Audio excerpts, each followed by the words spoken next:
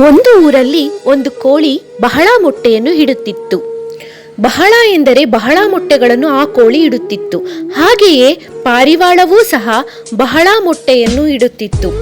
ಆ ಪಾರಿವಾಳ ಹಾಗೂ ಕೋಳಿ ಒಂದು ಊರಿನಲ್ಲಿ ವಾಸವಿದ್ದವು.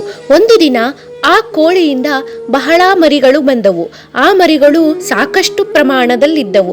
ಹಾಗೆಯೇ ಪಾರಿವಾಳದಿಂದಲೂ ಸಹ ಬಹಳ ಮರಿಗಳು ಬಂದವು. ಅವು ಸಹ ಸಾಕಷ್ಟು ಪ್ರಮಾಣದಲ್ಲಿದ್ದವು.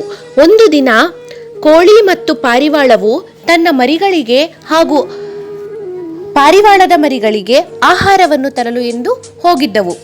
ಹಾಗೆಯೇ ಪಾರಿವಾಳ ಮತ್ತು ಕೋಳಿಯು ಸ್ನೇಹಿತರಾಗಿದ್ದರು.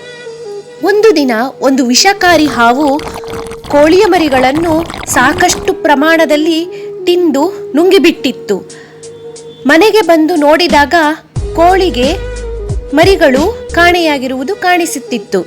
ಆಗ ಆ ಕೋಳಿಯು ಅಳಲು ಶುರು ಮಾಡಿತು. ತುಂಬಾ ದುಃಖದಲ್ಲಿ ಕಣ್ಣೀರಿನಲ್ಲಿ ಮುಳುಗಿತ್ತು.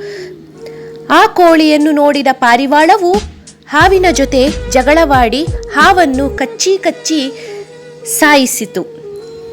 ಈ ರೀತಿ ಇಬ್ಬರು ಜಗಳ ಆಡಿ ಹಾವು ಮತ್ತು ಪಾರಿವಾಳ ಜಗಳದಿಂದ ಹಾವು ಸತ್ತು ಹೋಯಿತು. ರಕ್ತಸಿಕ್ತವಾದ ಸ್ಥಿತಿಯಲ್ಲಿ ಹಾವು ಸತ್ತು ಬಿದ್ದಿತ್ತು. ಇದನ್ನು ನೋಡಿದ ಪಾರಿವಾಳವು ಕೋಳಿಯನ್ನು ನೋಡಿ ಅಳಲು ಶುರು ಮಾಡಿತು.